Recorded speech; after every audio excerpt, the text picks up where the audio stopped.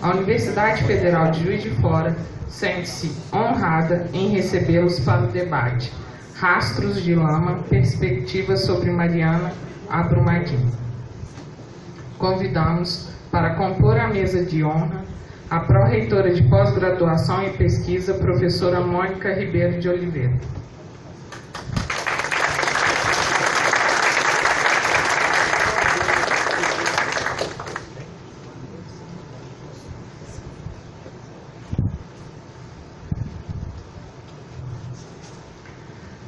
Convidamos para compor a mesa a pró-reitora de extensão, professora Ana Lívia de Souza Coimbra.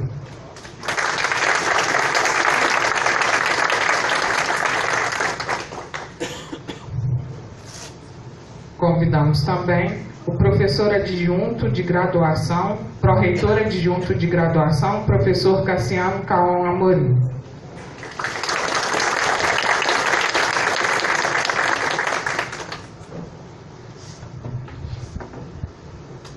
O diretor de imagem institucional, professor Márcio de Oliveira Guerra.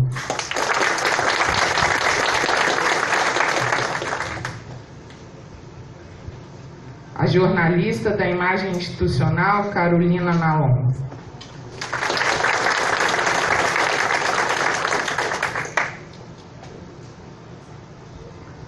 O coronel Sérgio José Ferreira, comandante do 3º Comando Operacional dos Bombeiros.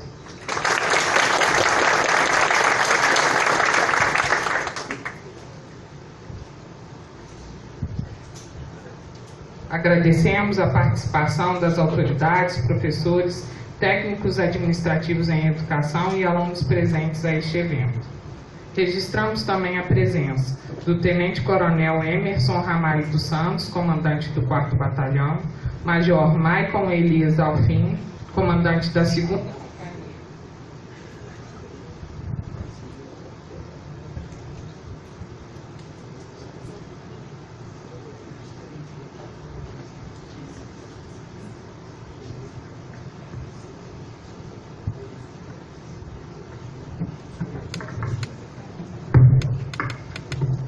Major Maicon Elias Alfim, comandante da 2ª Companhia Independente dos Bombeiros de Barbacena, e o Tenente-Coronel Alexandre Casarim Moura, comandante do 9º Batalhão Militar.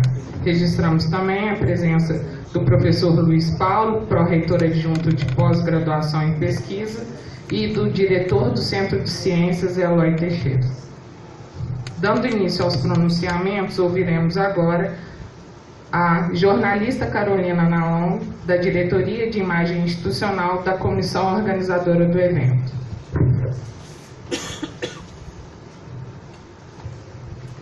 Bom dia a todos. Eu quero agradecer a presença, agradecer a Diretoria de Imagem, a Pró-Reitoria de Pós-Graduação e Pesquisa, a Pró-Reitoria de Graduação, a Pró-Reitoria de Extensão, que juntos conseguimos viabilizar esse evento. Agradecer o interesse das pessoas. Eu acho que as inscrições e o interesse aqui do público só mostra como que esse assunto aflige a sociedade de modo geral, não só pesquisadores e pessoas que lidam diretamente com esse tema. Então acho que é um prazer ver o auditório cheio de pessoas querendo discutir sobre mineração, sobre esse grave problema que afligiu o país todo. A gente não pode nem reduzir só Mariana e Brumadinho, outras cidades estão com riscos, alertas. Então só mostra que mesmo a princípio a gente estando numa cidade que não está diretamente atingida por essas tragédias, a gente quer sim conhecer mais, saber mais, e estar sempre alerta para o que pode acontecer. Então, eu acho que é uma gratificação também, no caso da UFJF, poder perceber que o que a gente tem a dizer, o nosso conhecimento, o conhecimento que é produzido aqui, é reconhecido e respeitado pela sociedade que assim nos prestigia. Muito obrigada.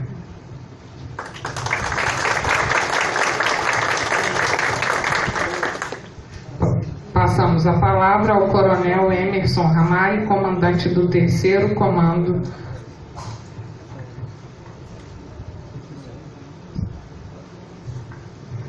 Muito obrigado pela oportunidade, Coronel Ferreira, Corpo de Bombeiros Militar.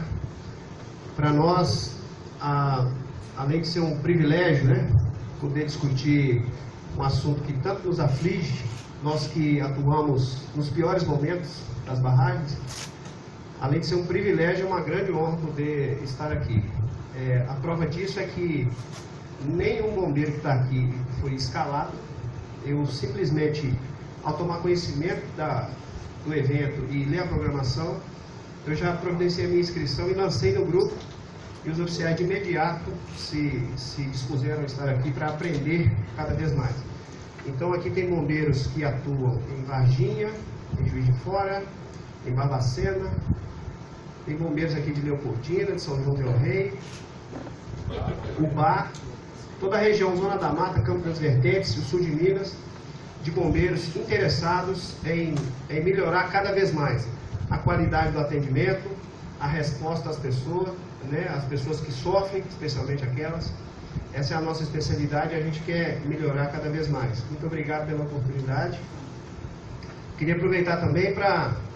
Ontem eu vi uma notícia em rede social dizendo que os bombeiros suspenderam as buscas em Brumadinho. Isso não é verdade, é uma grande mentira. Nós estamos hoje no 50º dia de operação em Brumadinho, são 50 dias.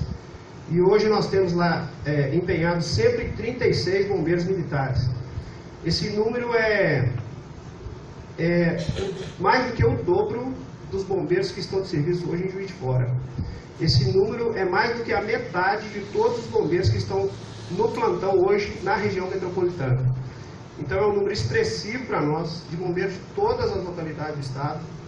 Além desses 136 bombeiros, temos lá 73 máquinas e caminhões, 2 drones, 1 helicóptero, 3 binômios, cachorro-homem para fazer as buscas com os cães.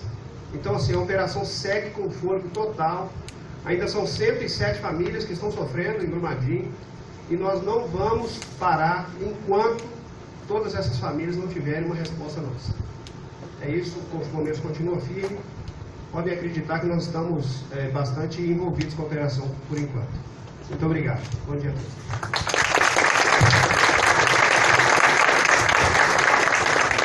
Passamos agora a palavra ao pró-reitor adjunto de graduação, Cassiano Caon Amorim.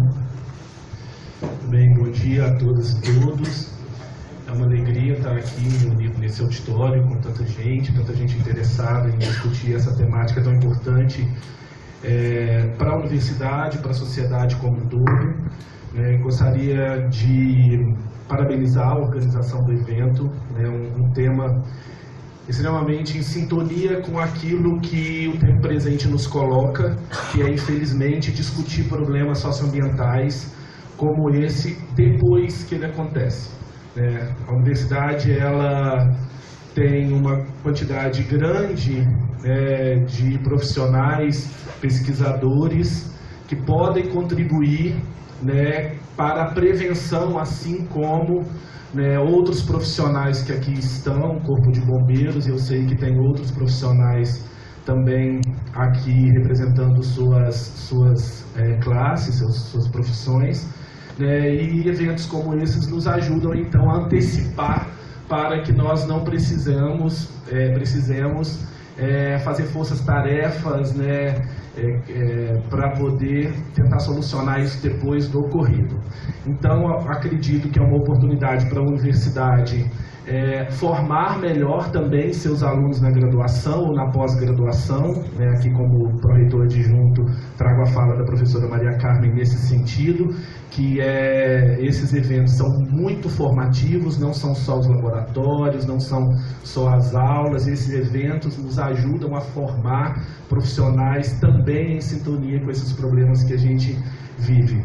E dizer que a universidade, ao realizar eventos como esses, mobilizar tanta gente, ela cumpre o seu papel de formar profissionais, formar cidadãos, integrar a sociedade, mostrando à sociedade o seu papel, a sua missão e também de ouvir a sociedade aqui representada. Então, boas-vindas novamente, bom evento e parabéns pela organização, Carolina e toda a equipe.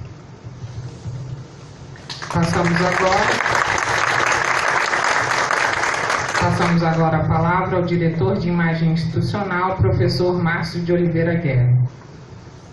Queria cumprimentar a professora Mônica, que nessa solenidade representa o magnífico reitor, professor Marcos Davi, e a vice-reitora, professora Girlene Alves da Silva, cumprimentar o professor Cassiano, a professora Ana Lívia, Coronel Ferreira e também a Carolina, que é a nossa companheira na diretoria de imagem institucional. Quero começar destacando nesse evento, Coronel Ferreira, a presença expressiva, até levei um susto na hora que eu entrei, falei quanta gente veio participar, e como eu lido diretamente com imagem institucional, é muito bom ver o interesse dos bombeiros nesse trabalho que a universidade se propôs a fazer, porque se trata de uma instituição que tem, junto à população brasileira, os maiores índices de credibilidade de imagem. A imagem do Corpo de Bombeiros para a população brasileira é muito cara, e não só nos momentos de tragédia, como agora, né? A imagem dos bombeiros é uma imagem muito positiva, e tê-los aqui conosco hoje é um prazer. Eu queria cumprimentar de maneira especial a Carolina. Eu sou testemunha do quanto ela se empenhou, junto com outros profissionais da imagem institucional, a equipe de divulgação científica, com a Bárbara, com a Laís e outros profissionais ligados à imagem institucional, que se dedicaram com muito carinho a organizar esse evento. E é claro que a gente que lida com a comunicação também não podia deixar de incluir nessa programação um momento que nós vamos discutir também o papel da imprensa na cobertura desse tipo de evento, porque também nós da imprensa aprendemos muito num momento como esse. A gente não foi educado dentro das faculdades, nós professores, como eu leciono na Faculdade de Comunicação, a gente não está muito preparado para lidar com situações como essa, como a tragédia agora lá de Suzano. A gente não está suficientemente capacitado, e a experiência que os profissionais de comunicação vivenciaram lá em Brumadinho e Mariana certamente vai se retratar nesses momentos de discussão hoje, e que vai combinar com a exposição fotográfica que eu faço convite para vocês às 18 horas, de um trabalho de uma estagiária nossa ainda, e que tem um olhar tão sensível, tão peculiar, que vai estar mostrando esse trabalho numa exposição montada no saguão da reitoria, porque é importante a gente compartilhar isso com todos, para que a gente tenha não só aprendizado, mas reflexão sobre isso.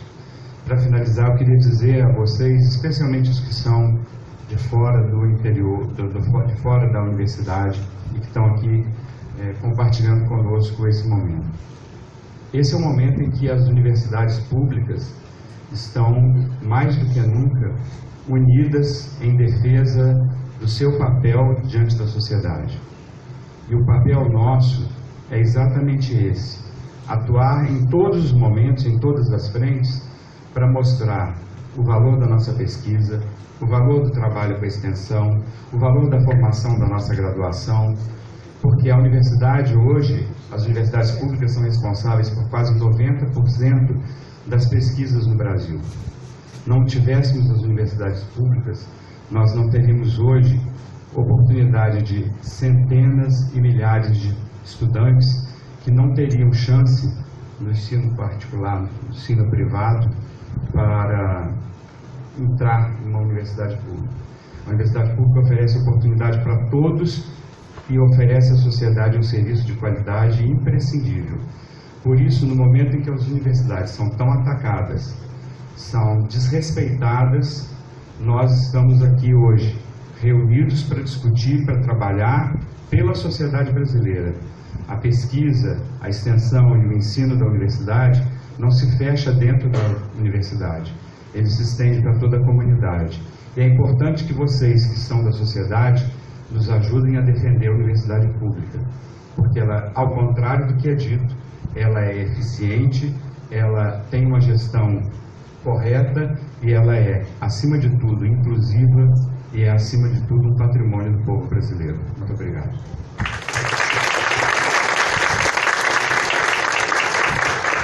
Com a palavra, a pró-reitora de extensão, professora Ana Lívia de Souza Coimbra.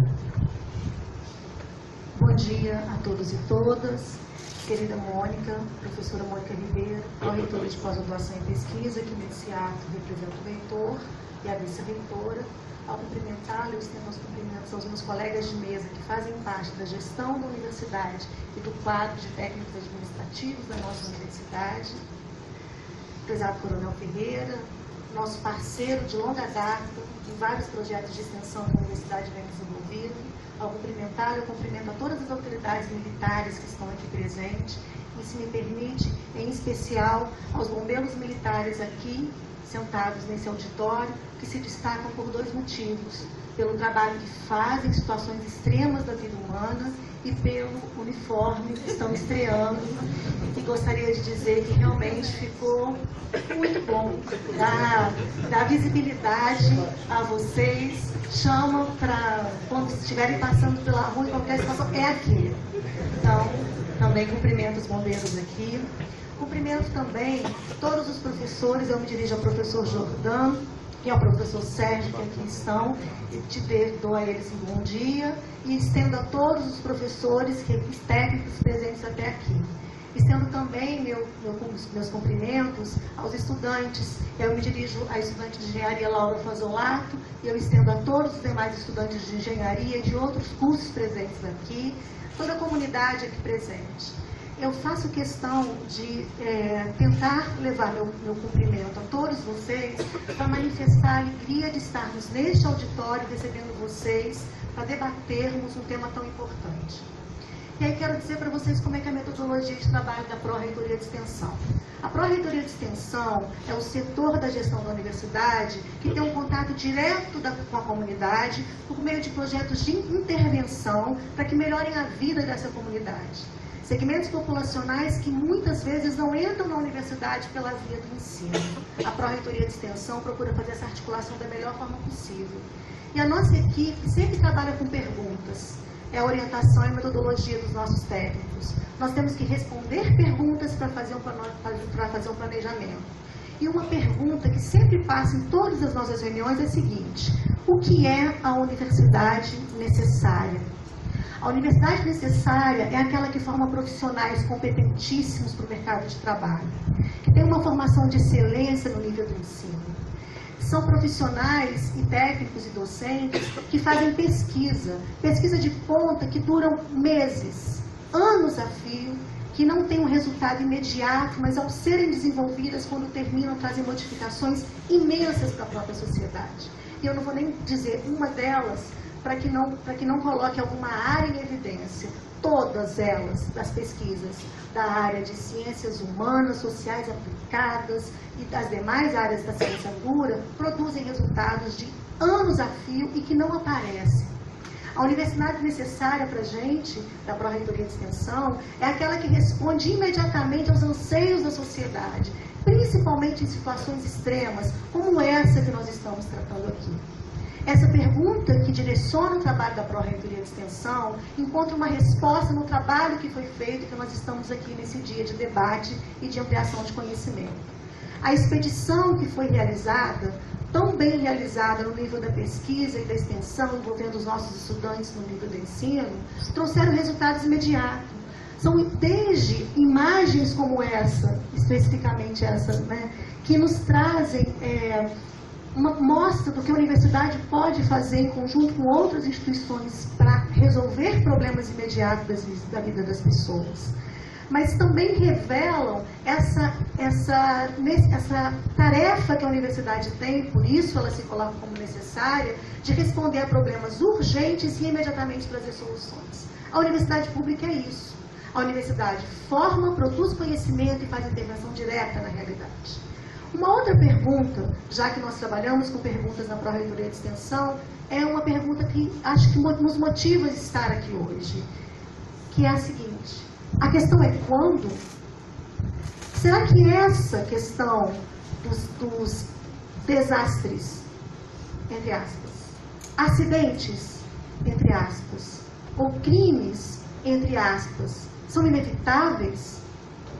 Essa questão, ela tem sido respondida pelos nossos docentes e por todos que trabalham nessa área com possibilidade de riscos, né? E nós, a Universidade Federal de Juiz de Fora, a Pró-Reitoria de Graduação, a Pró-Reitoria de Pós-Graduação e Pesquisa e a Pró-Reitoria de Extensão, nós organizamos a possibilidade de articular o conjunto de conhecimentos que nós temos aqui para agir imediatamente, para que nós respondamos também a essa necessidade levantada pelo professor Márcio Guerra. A expedição que fizemos, e vocês aqui durante o dia terão muitos dados dela, e fotos que chocam bastante, ela foi só o primeiro passo. As 3 pró-reitorias nós já estamos trabalhando para que nós tenhamos condições de prolongar o tempo que for necessário o trabalho nesse campo. E a primeira iniciativa que a professora Mônica terá a oportunidade de, em nosso nome, falar melhor, para os nossos professores, docentes, estudantes, as pró-reitorias em conjunto, nós estamos organizando todo o nosso trabalho para que nós lancemos em breve um edital de projetos de extensão em interface com a pesquisa, para que nós tenhamos possibilidade de articular a pesquisa e a intervenção social para resolver o problema desta área. Além disso, a Pró-Reitoria de Pesquisa também tem pensado possibilidade de possibilitar a mobilidade dos seus pesquisadores por meio de apoio de diárias e transporte para trabalhar neste campo. Essa é a iniciativa da Universidade Federal de Juiz de Fora. Essa é a forma da Universidade Federal se colocar presente em todos os problemas que a sociedade brasileira passa. Essa é a forma de dizer para toda a sociedade, todo o poder instituído, que a universidade pública, gratuita e de qualidade resiste, e resiste ao lado da sociedade brasileira. Muito obrigada.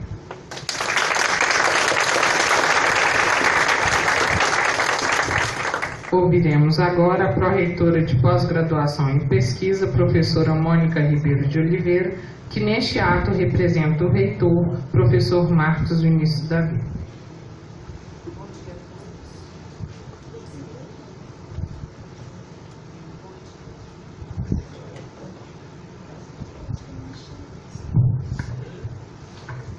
Sempre acontece.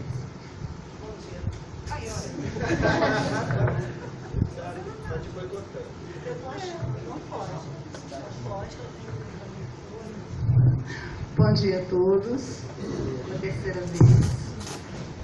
Em nome do nosso reitor Marcos Davi, da nossa vice-reitora Girlene, eu dou boas-vindas a todos vocês.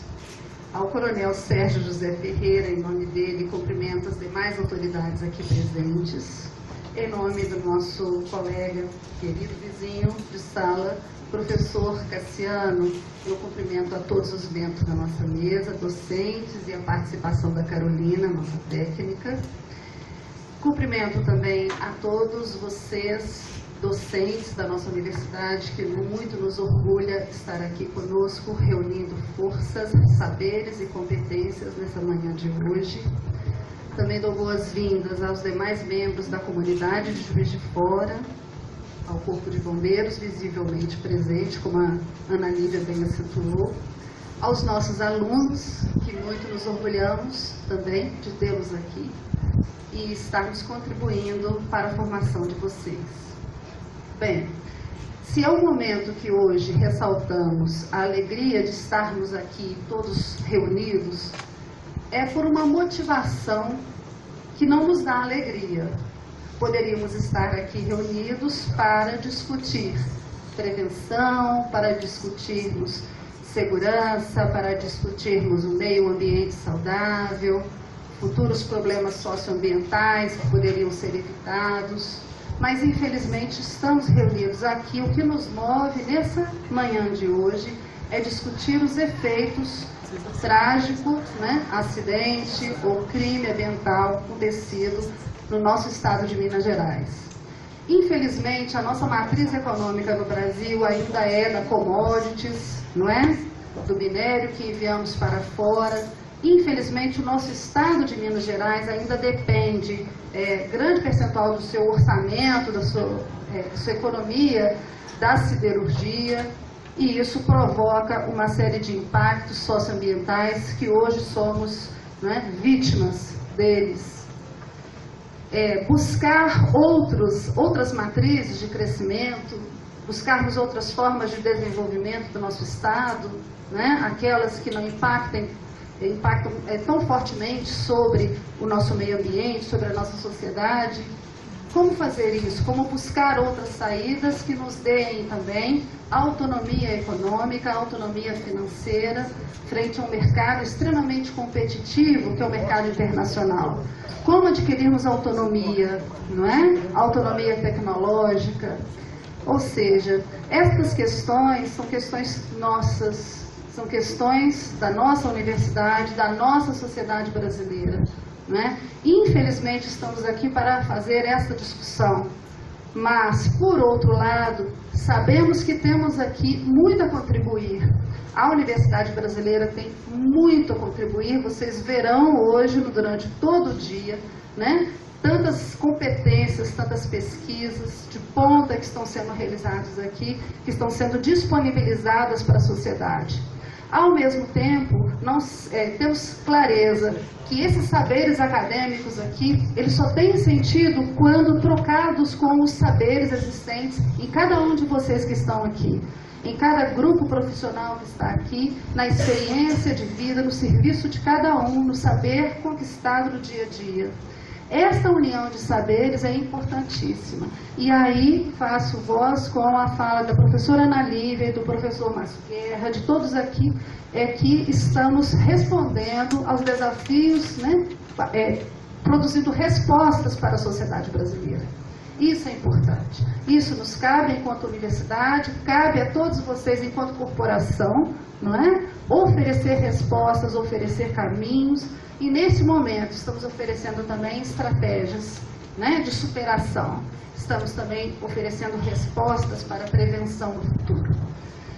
Então sejam bem-vindos todos, que tenham um excelente evento, que eu tenho certeza que vai ser um excelente evento. Mais uma vez, sejam bem-vindos na nossa casa. Obrigada.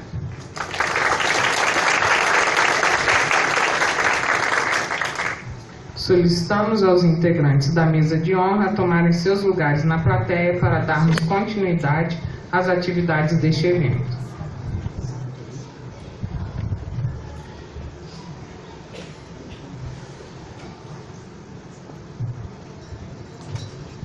Passamos agora ao primeiro painel do dia, que tem como tema Engenharia e Controle de Barragens. Os impactos da mineração no Brasil sempre foram uma preocupação dos pesquisadores desta e de outras instituições do país. A urgência em debater o assunto se tornou ainda maior com os terríveis crimes ambientais e humanos ocorridos em Mariana e Brumadinho. Professores da UFJF que já se dedicavam ao tema ocuparam não só as discussões acadêmicas, mas colocaram em pauta no espaço público os riscos sociais desta atividade. Este evento é, assim, mais uma possibilidade de encontro entre esse conhecimento e a sociedade. Para compor a mesa, convidamos o professor do Departamento de Transporte e Geotecnia da UFJF, professor Jordan Henrique de Souza.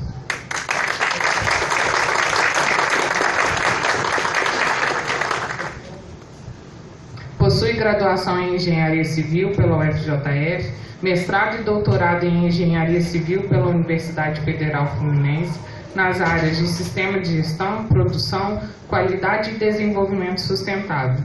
Especializou-se em Engenharia de Segurança do Trabalho pela Faculdade Pitágoras de Belo Horizonte e em Gestão Pública Municipal pela UFJF. Já desenvolveu diversos projetos de engenharia de caráter preventivo na Prefeitura de Juiz de Fora.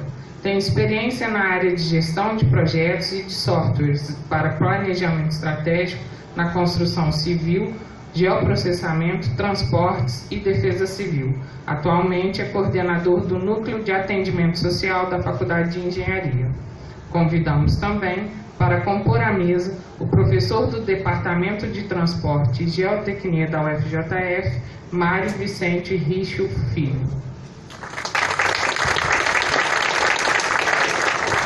É graduado em Engenharia Civil pela UFJF, mestre e doutor e pós-doutor em Geotecnia pela Universidade Federal do Rio.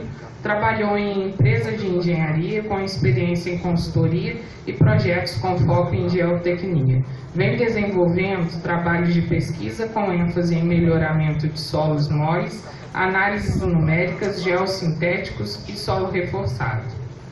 Agora convidamos a professora do Departamento de Transporte e Geotecnia da UFJF, Tatiana Tavares Rodrigues.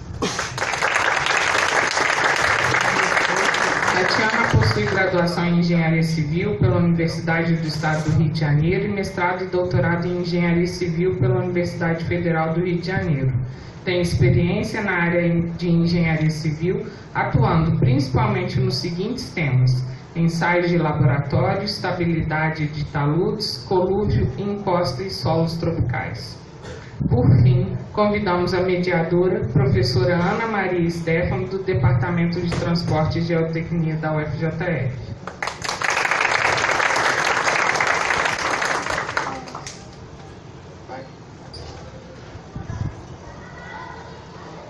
Possui graduação em Engenharia Civil pela UFJF, mestrado e doutorado em Engenharia Civil pela Universidade Federal de Viçosa. Foi professora e diretora do Instituto Tecnológico de Juiz de Fora da Universidade Presidente Antônio Carlos. Atualmente é professora titular do Departamento de Transportes e Geotecnia da UFJF, tendo experiência na área de Engenharia Civil, com ênfase em projetos rodoviários, ferroviários e drenagem. Passamos a palavra à mediadora, professora Ana Maria Stefano, que conduzirá o debate desta manhã. Bom dia a todos e a todas.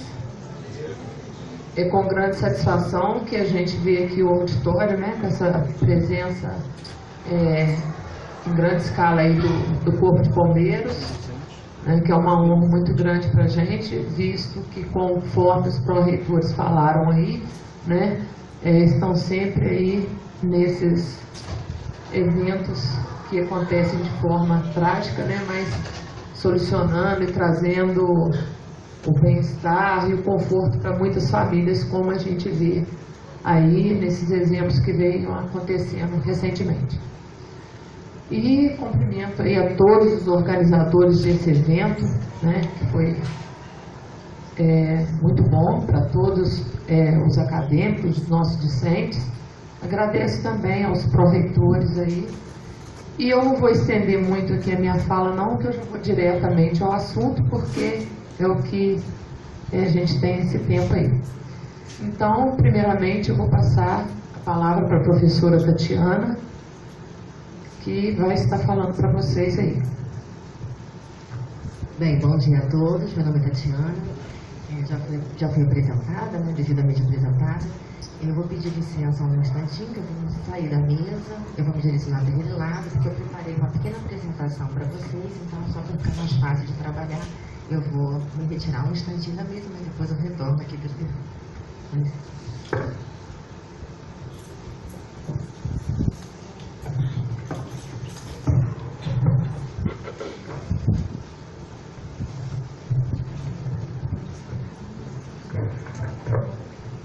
muito bem, é melhor assim. A gente que é professor gosta de ficar em pé, falar, conversar, ficar mais livre para trabalhar, né?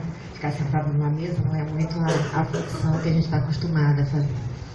Bem, meu nome é Tatiana, eu fui apresentada com especialidade na parte de estabilidade de taludes, encostas, trabalhando com ensaios de laboratório, mas eu também tive uma experiência em barragens na minha vida profissional. Eu trabalhei fora do país e também dentro do país com barragem, só que barragem para geração de energia elétrica. Então é um pouquinho diferente do nosso tema que a gente está trabalhando aqui hoje. Outro professor do nosso departamento de geotecnia e transportes, que também trabalha com barragens e também tem experiência na parte mais específico de barragens de rejeito, é o professor Márcio Marangon, que deveria estar hoje nesse evento, mas ele precisou ir a Brasília, e por isso que ele não está aqui presente. Então, na nossa mesa, está faltando o professor Márcio, que provavelmente em algum outro evento futuro, tendo a oportunidade, ele vai estar aqui para conversar com vocês também, expor os seus conhecimentos.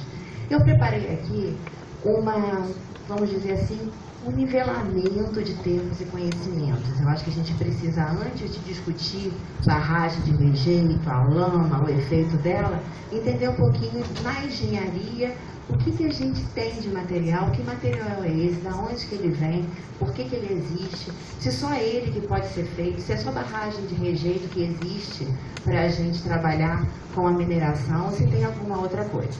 Então, eu dividi a minha apresentação aqui em 5 partes. Primeiro, falar de barragens de uma forma geral, depois falar do rejeito, formas de deposição desses rejeitos, barragem de rejeito mais especificamente e segurança de barragens.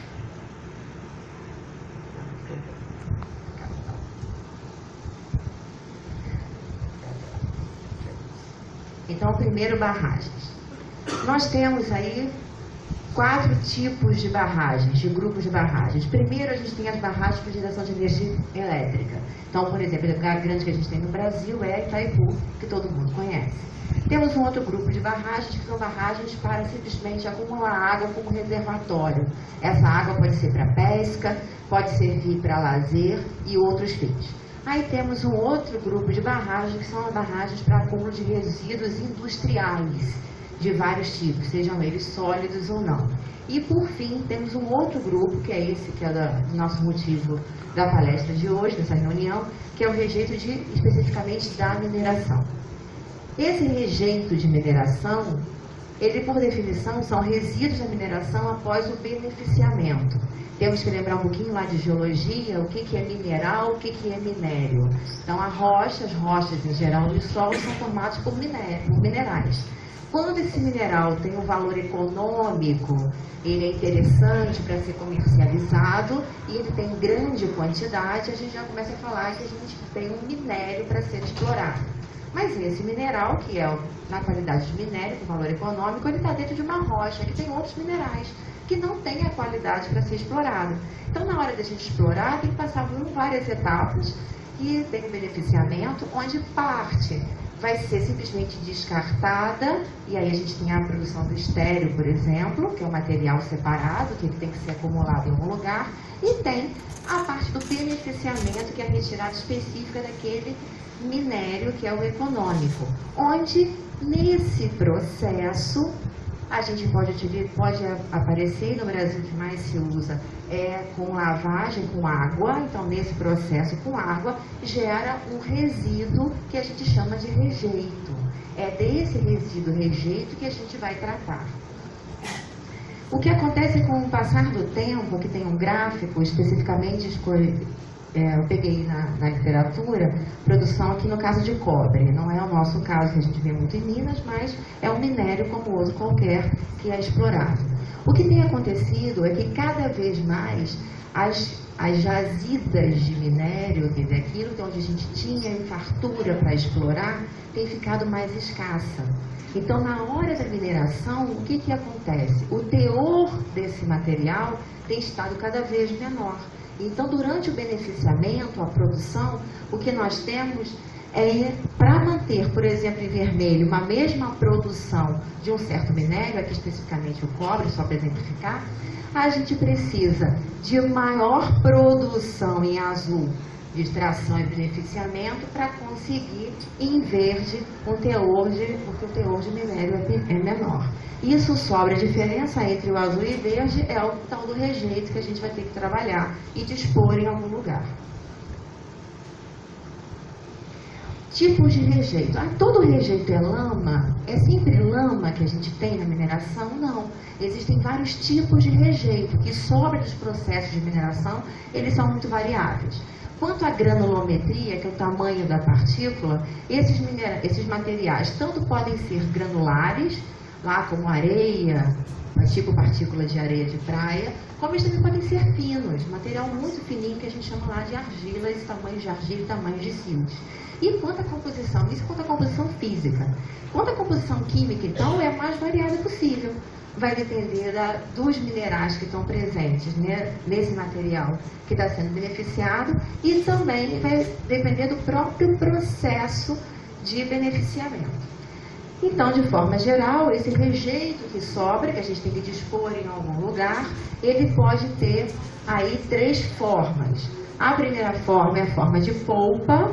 Essa forma de polpa é a mais barata para a indústria da mineração, é por isso que no Brasil a gente tem visto que as mineradoras têm preferido trabalhar com esse, acaba que o processo de trabalho de mineração gera um rejeito desse tipo, polpa, é um rejeito muito saturado, com muita água, ele é como se fosse, tem um comportamento quase como um fluido, tem muita água com partículas sólidas lá em suspensão. Já o segundo tipo, que a gente também pode ter da mineração, que é o rejeito tipo pasta. Esse rejeito já tem um comportamento mecânico totalmente diferente do rejeito polpa. O rejeito polpa, enquanto ele é mais fluido, líquido, o rejeito pasta, ele sofre durante o processo alguma forma de redução da água contida nele. Então ele tem um teor de sólidos maior e faz com que o comportamento dele seja uma pasta, como se fosse uma massa de bolo que a gente está preparando antes de levar ao forno. Essa forma de pasta, ele tem mais sólidos, tem menos água e o comportamento dele reológico já é um comportamento reológico, como uma massa. Isso dá a esse rejeito uma resistência um pouco maior, bem maior do que esse de polpa. E por fim tem a torta, que já é o rejeito que passa por processo de filtração, tem um deságue maior. Então ele é praticamente um rejeito já numa condição sólida. Então são 3 diferentes que a gente tem, quer dizer, que a mineração pode adquirir ao final. As formas de deposição desses rejeitos são variadas. Nós estamos muito acostumados a ouvir aí na mídia, aqui no Brasil, barragem de rejeito, mas será que é só isso que tem? Será que essa é a única forma de dispor o rejeito?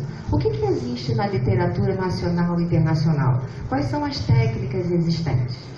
Então aqui eu vou apresentar para vocês algumas, se o slide passar.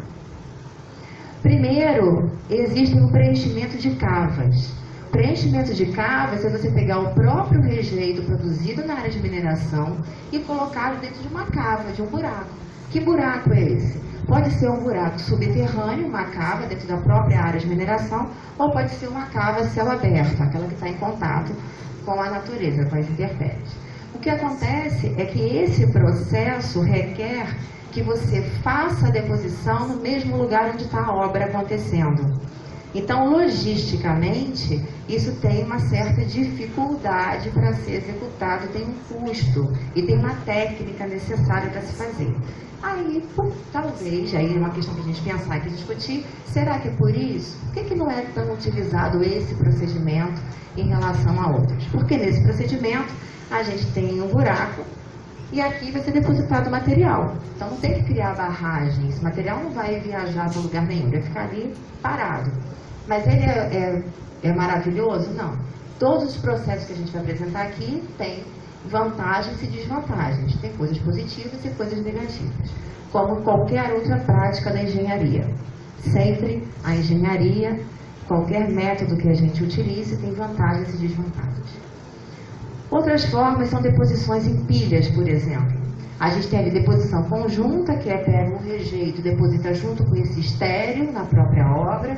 Tem o rejeito espessado, que é a tal da pasta, que é a redução de água. A gente pode pegar essa própria pasta para fazer uma pilha com ela, ou jogar ela fazendo um talude. Tem o rejeito filtrado, como eu falei, a torta, que é a redução de água e ele é mais sólido. Faz as pilhas.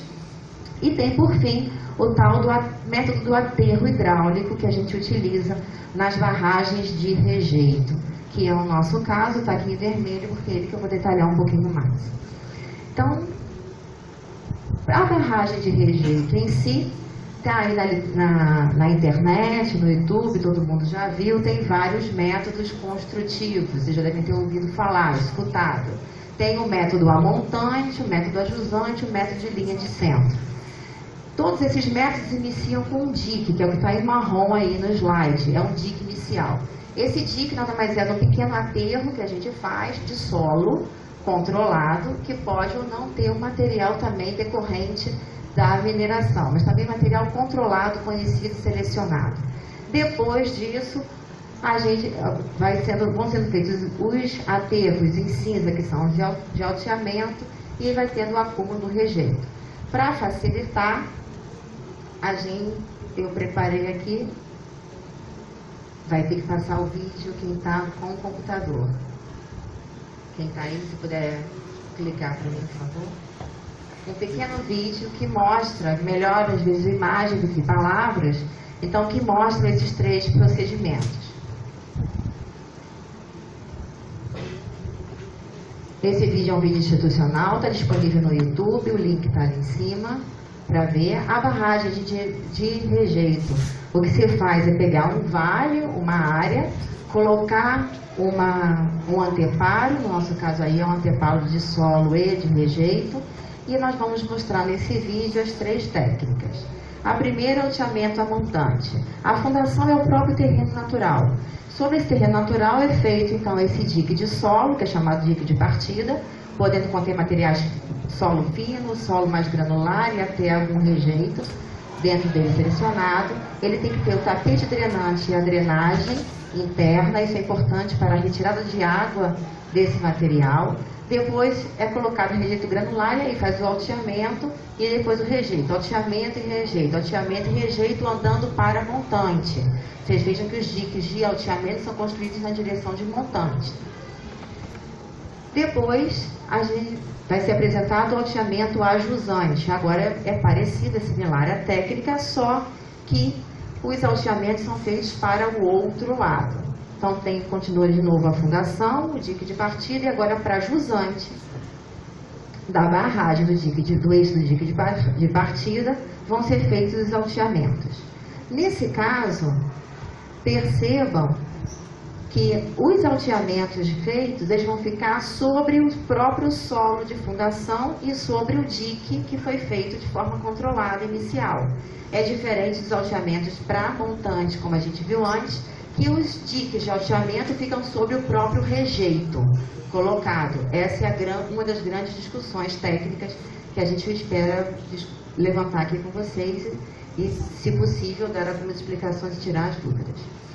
E a terceira técnica é a de alteamento pela linha central. Nesse caso, mesma coisa, inicia-se lá com um dique inicial, controlado, e depois vai sendo feito o alteamento. Essa técnica é uma técnica híbrida. A ideia dessa técnica é pegar a vantagem da de montante com a vantagem da de jusante, juntar as 2 técnicas. Então, mesmo está aí o formato final dela, nesse processo.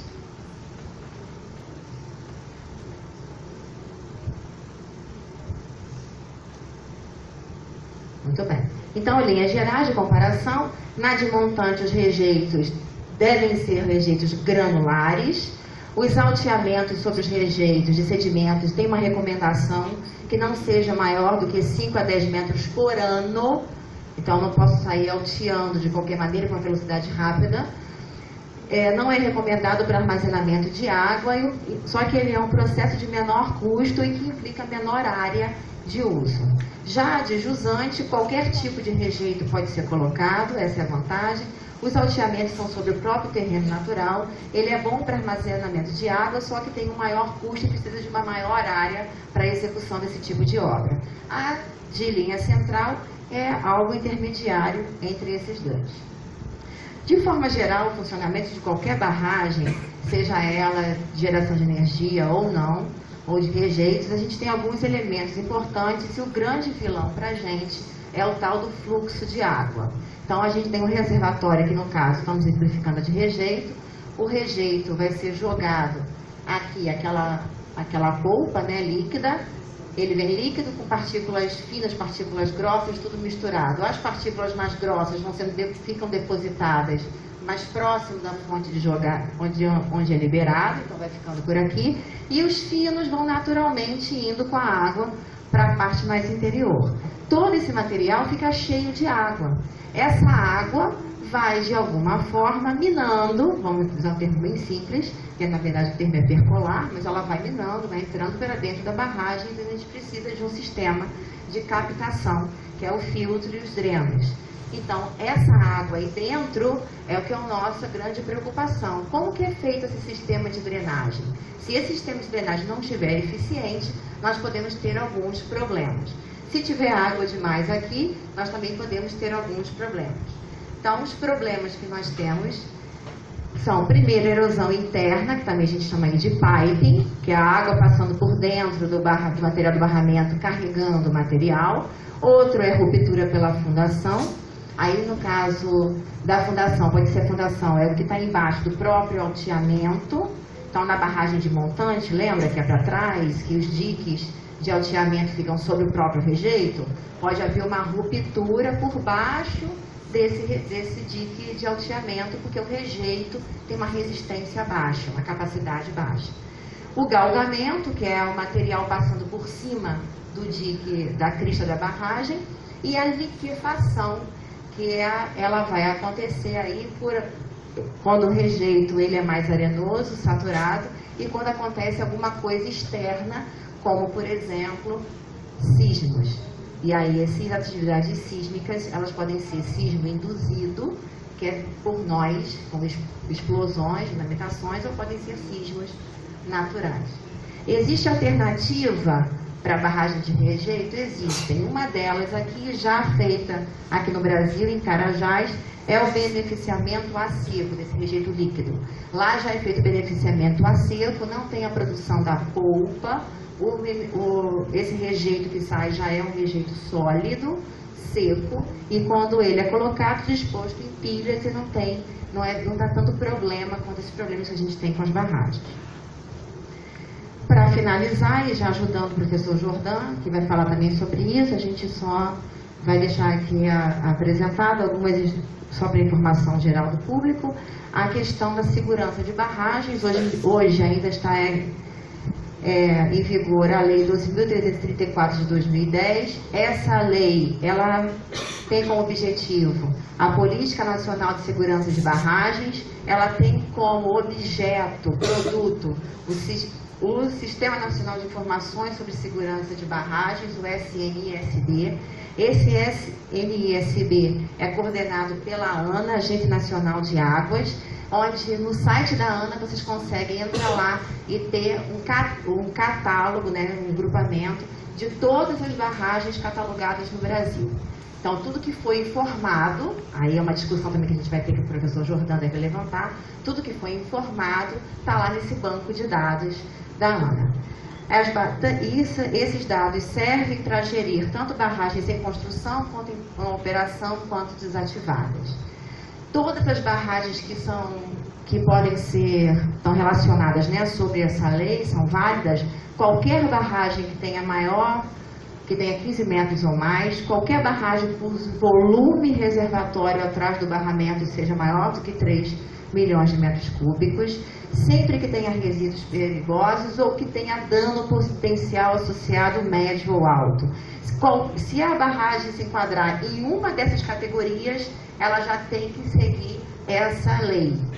Então, cuidado, atenção para isso, para o pessoal que trabalha nos bombeiros, o pessoal da Defesa Civil, e para nós também, que vamos nos formar em engenharia e sermos engenheiros, temos que saber isso. Qualquer uma tem que seguir, então a gente tem que conhecer essas resoluções, nós temos que conhecer as leis que regem o nosso país. No caso da fiscalização, para a energia elétrica, estão sobre a ANEEL, que fiscaliza. O reservatório de água é a ANA. Hoje, registros industriais, IBAMA, porém, existem aqui as subdelegações em órgãos estaduais. Então, a gente tem aqui em Minas Gerais, FEAMA, né? FEAM, isso. A gente tem a FEAM aqui em Minas Gerais, que trabalha fiscalizando. E tem da mineração a ANM. Eu me estendi um pouquinho, desculpa pelo horário, mas eu aproveitei também para botar os slides do professor. Muito obrigada pela paciência, e agora eu vou passar de volta a palavra para a professora Ana, que é mediadora. Muito obrigada.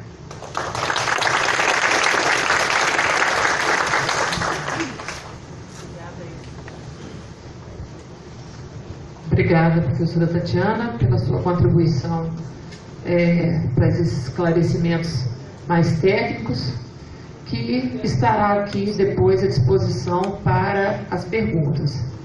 Então, antes de passar a palavra para o professor Mário Rício, quero informar vocês que vai estar passando aí uma fichinha, da qual vocês vão poder estar colocando aí o nome, a pergunta ao palestrante, a mesa, e depois será passado aqui no final para essas respostas. Quem quiser é só pedir que a gente encaminhe, levanta a mão que a gente entrega, tá? Então, dando o prosseguimento aí, passo a palavra ao professor Mário Rício. Obrigado, Ana. Bom dia a todos. Eu gostaria de, complementando a parte técnica da professora Tatiana, falar um pouquinho de instrumentação e monitoramento, né? O que me chama muita atenção no caso de Brumadinho? Não houve tempo nenhum para evacuação, né? Então, o que acontece? A barragem, ela não é uma estrutura tipo um prédio, né? De concreto armado. Você entra no prédio e ninguém fica verificando mensalmente os pilares, as vigas, etc. Né? A barragem é diferente. É uma estrutura, vamos assim dizer, né? Uma linguagem mais coloquial, uma estrutura viva, né? Como a professora Tatiana falou, você tem fenômenos de percolação de água. Quando você tem uma barragem regente, você tem um adensamento, a sedimentação desse regente muda totalmente as linhas de fluxo dentro da barragem. Você tem movimentações, né? O material, por mais que você tenha controle, é um material heterogêneo, com propriedades mecânicas variadas muitas vezes. Então você não tem as análises são feitas de uma forma determinística, mas o certo seria você fazer uma análise probabilística, certo? Enfim, então o monitoramento.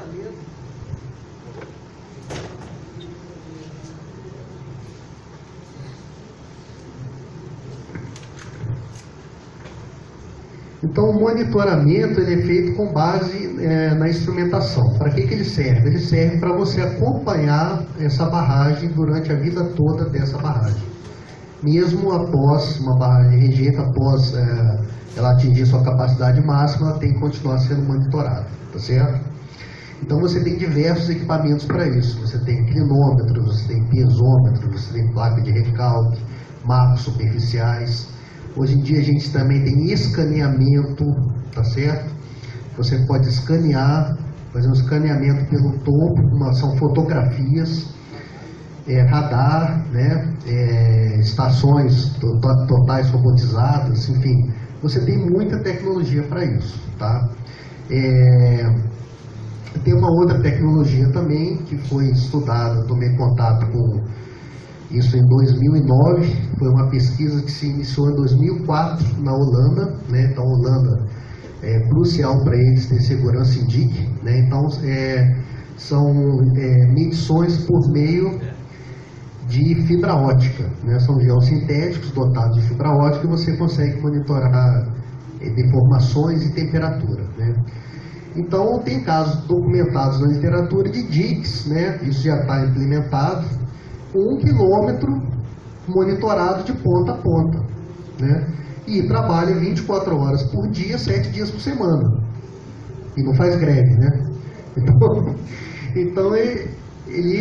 você tem um delay aí no processo de monitoramento tradicional, que muitas barragens têm, que vai uma equipe no campo, faz uma leitura, pega esse dado, leva para o escritório, o projetista vai comparar com os dados críticos. Então você gasta um tempo. Você tem que ter. Então o nosso problema não é tecnologia. Nosso problema é um problema de exigência de padrões mais confiáveis de instrumentação.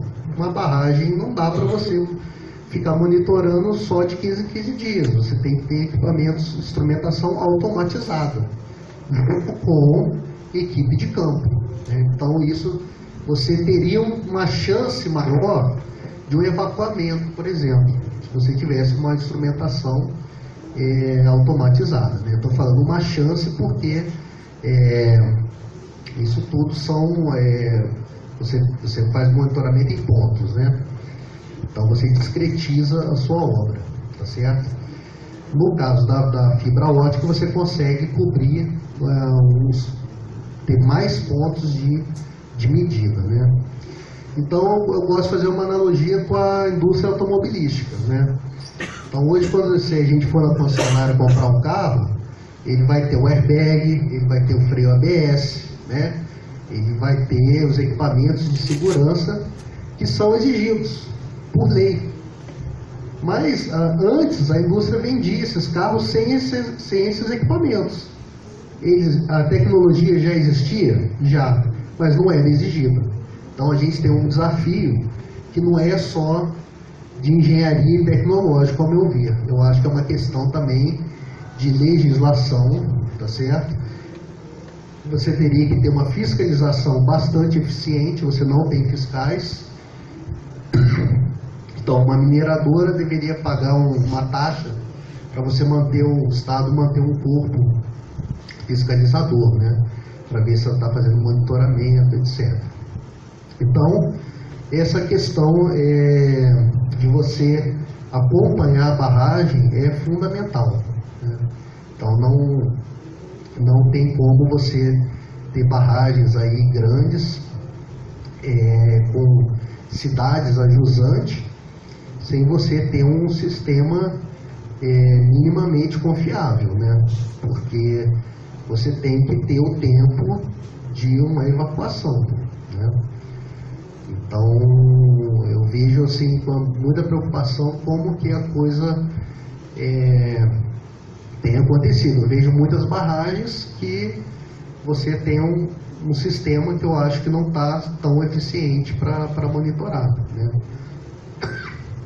Então você poderia estar trabalhando com uma tecnologia mais atualizada, né?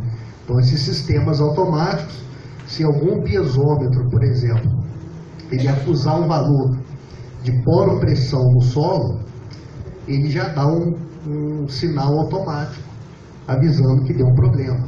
O inclinômetro atingiu uma deformação horizontal acima do limite ou uma velocidade de deformação acima do limite, o sistema computadorizado te dá essa informação online na mesma hora, né? Então, eu acho que isso ajudaria bastante, né? E outra coisa que você tem que ter redundância nos equipamentos, tá certo? Então não é porque a gente tem lá o airbag no nosso carro que a gente deixa de usar o cinto de segurança. Não, as proteções, elas têm que se somar. Então uma barragem você não consegue monitorar com poucos instrumentos. Você tem que, cada instrumento vai ter uma função principal e essas informações elas vão se somar, tá? Então isso eu queria falar sobre instrumentação, que está relacionado com segurança, e o professor Jordan, né, com risco de segurança, vai agora entrar nesse assunto.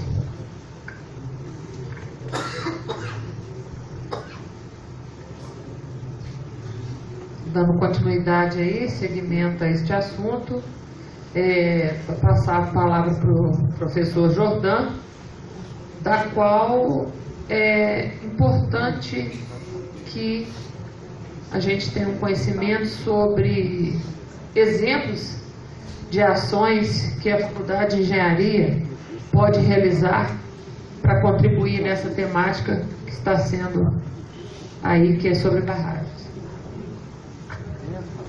Bom dia a todos, né? Então, para não ficar redundante, eu cumprimento o Coronel Ferreira, né, de longa jornada, seus integrantes aí do Corpo de Bombeiros, Luiz Paulo, nosso colega aí de longa data, os nossos alunos, a comunidade.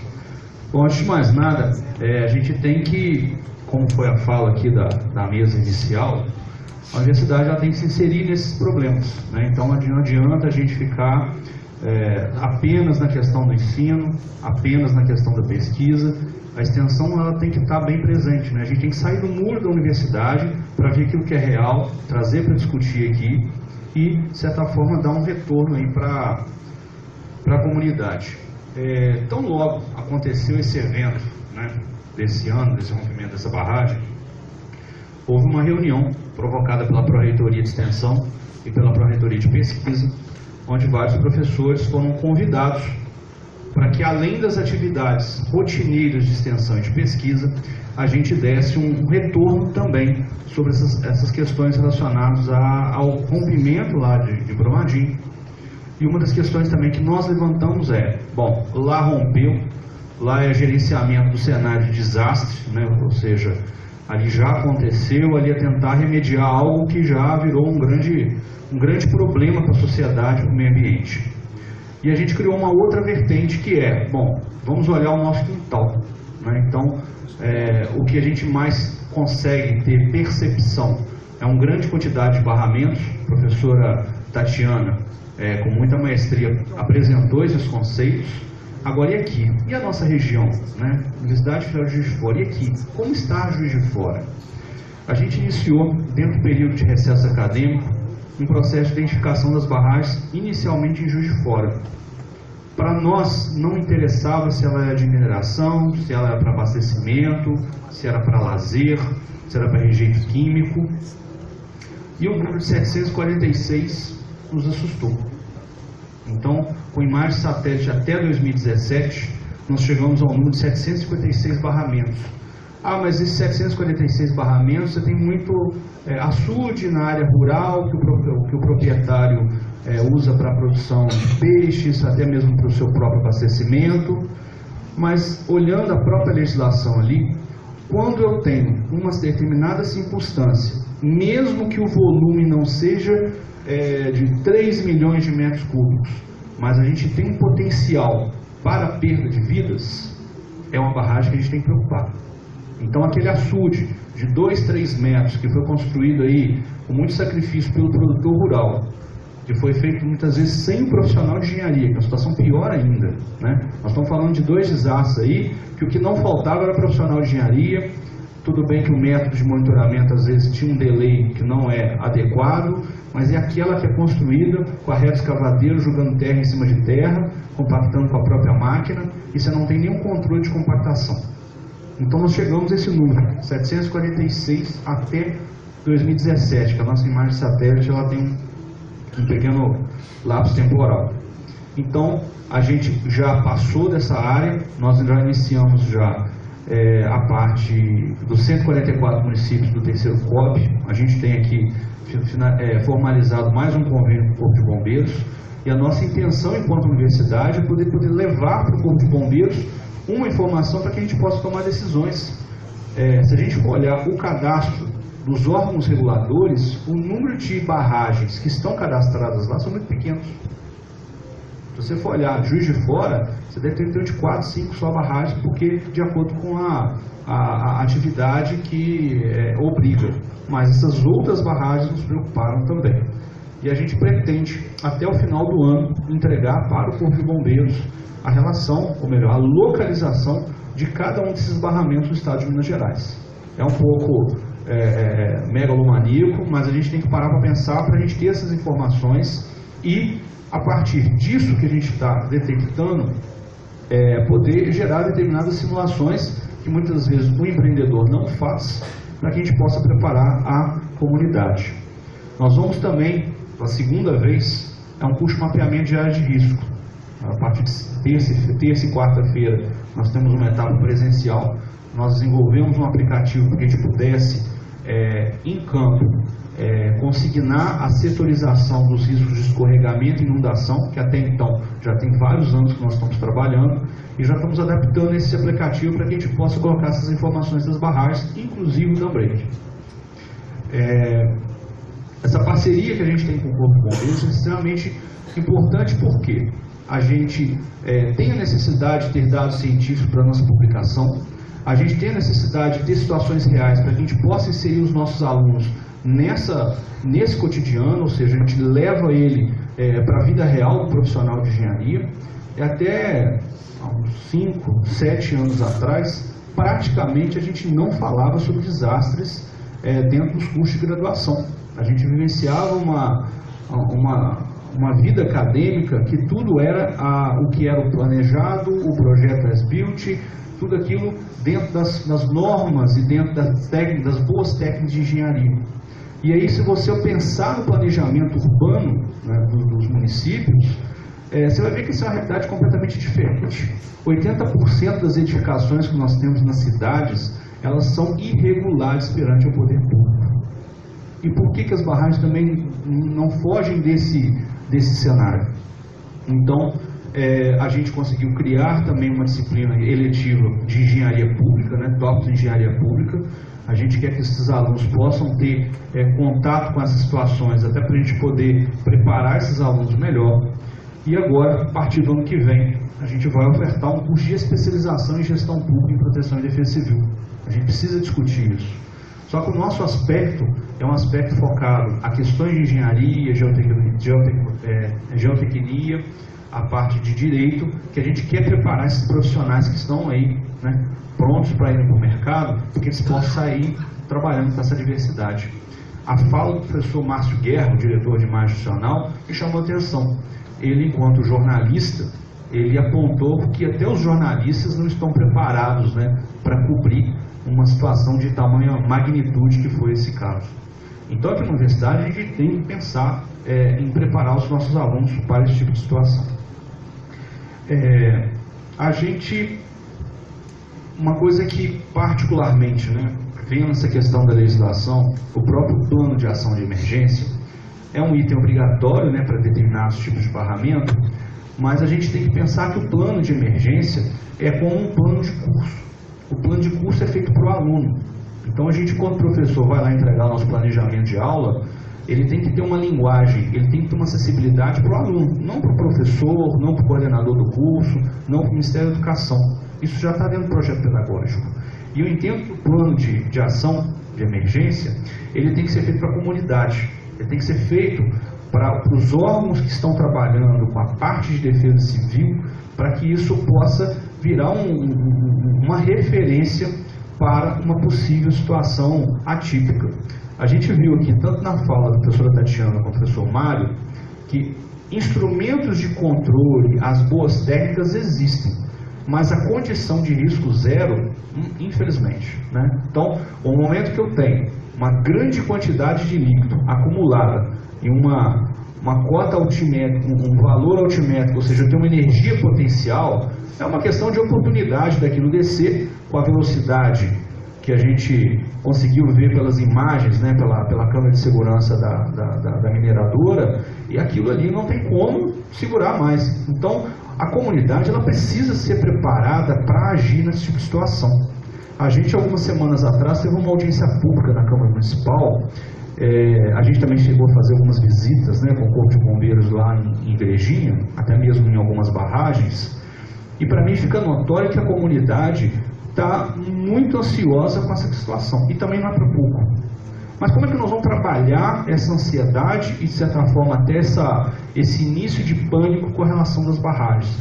É a questão da gente realizar os simulados, de levar informação, de ter sistemas de alerta e alarme que sejam acessíveis para a população, mas, antes de mais, a gente tem que pensar a cidade com a questão do planejamento. Precisamos das barragens? Precisamos, não tem como. A gente precisa pelo menos das barragens para abastecimento, por quê? Nós temos períodos de chuva onde a gente acumula, a gente passa o período de seca, que a gente tem até um consumo maior de água do que o normal, então a gente precisa ter essa correção da questão da água. Agora, pelo fato de ter a barragem, é indispensável que esse plano de emergência seja uma rotina, né? Que não só seja entregue esse plano de ação para os órgãos, mas a comunidade também saiba aonde ela pode buscar aí um refúgio. Uma outra ação que a partir dessa identificação das barragens que nós estamos fazendo, nós estamos com um grupo de acadêmicos focados na questão de gerar as manchas de inundação, as manchas de atingimento a partir do rompimento. Dentro da ideia da redundância, né, que o professor Mário disse, o empreendedor ele tem a obrigação de fazer isso. Mas aí a gente também na universidade, bom, vamos confirmar, né? Será que a gente pode, o que a gente pode fazer para aperfeiçoar, né? Erros podem acontecer. Então a gente já está trabalhando em alguns casos que a gente vai gerar a mancha de dam break.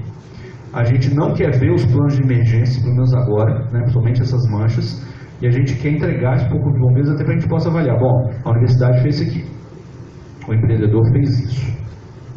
Deu próximo, deu diferente. Por que isso deu diferente? Né?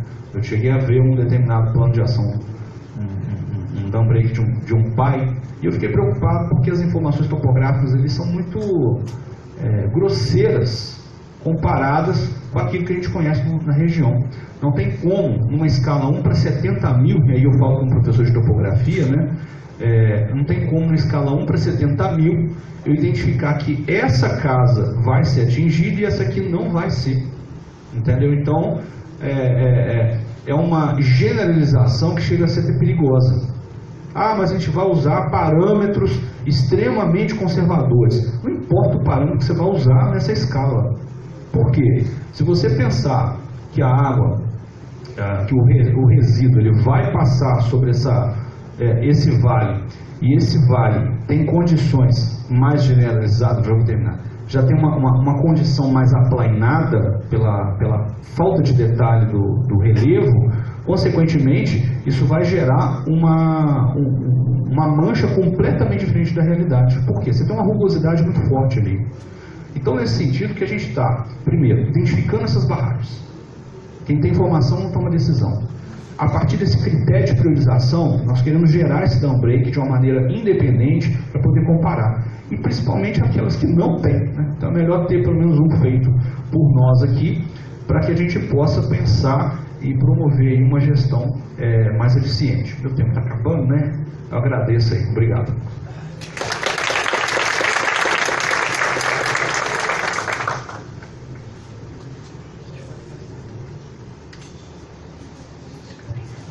Então, gente, dando aí o prosseguimento, nós temos aqui algumas perguntas feitas aí para os palestrantes, para a mesa.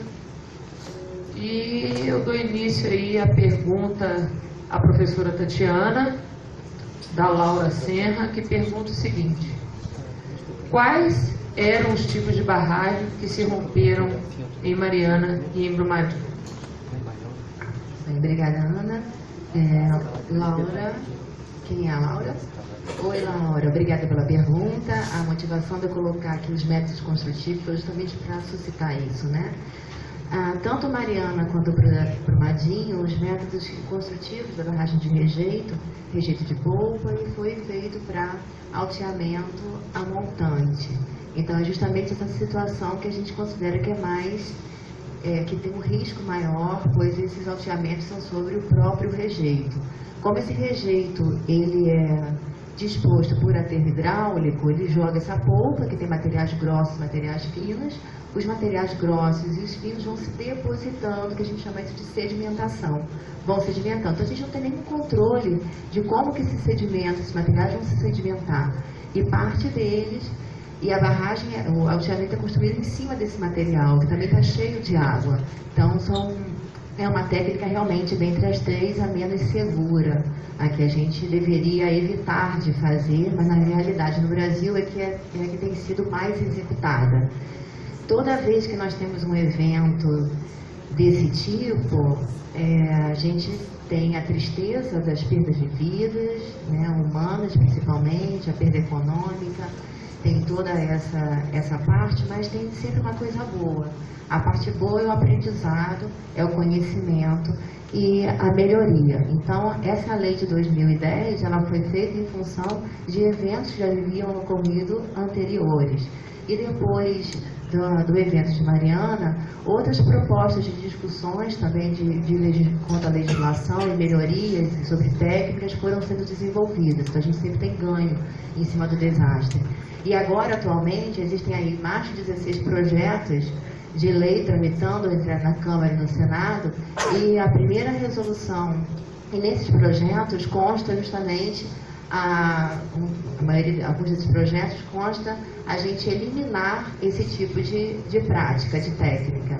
Então, inclusive por isso, a Vale até retirou alguns moradores de outros barramentos que têm essa mesma técnica de alteamento pré-montante, para que não encerrou, mas pelo menos parou, né, o alteamento e a produção nesses locais, para que seja reavaliada, já que essa técnica realmente foi confirmada que é muito insegura. E por que essa técnica é insegura? Não é só porque a técnica bem feita, toda técnica bem feita, ela acaba tendo um nível bom de segurança. O problema é que a técnica, se quando for estudada, ela tem lá uma fundamentação teórica, uma forma de ser feita bem executada, que ela funciona. O problema é que a gente vê, eu posso dizer de forma geral, em obras, existe um problema grande que é a briga da técnica com a produtividade. Então eu trabalhei vou falar de onde eu trabalhei, porque como é fora do país, a gente não fica incomodada de falar mal, né? Não está falando do nosso país, não está falando da gente, está falando de fora da gente, é mais palatável, é mais fácil da gente ouvir. Escutar crítica é chato, né? Então, fora do país, eu trabalhei na obra de barragem, e volta e meia, o que acontecia? Eu entregava um projeto, eu estava responsável pela parte do projeto de geotecnia da barragem, eu entregava o projeto e vinha o pessoal da produção e dizia o seguinte: olha, a gente já escavou. Então, o que eu tinha que fazer? Eu tinha que ir lá para arrumar uma solução, porque a produção tinha passado à frente da engenharia. E é isso que vem acontecendo de forma geral. Então, assim, essas técnicas específicas das duas, voltando à resposta, dessas duas barragens foram a montante dos nossos casos de desastres mais recentes, e essa técnica está, de certa forma, em vias de ser suspensa aqui no Brasil.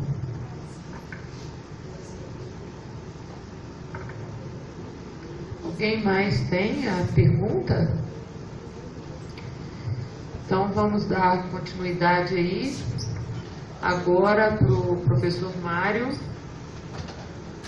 A pergunta é por Carolina.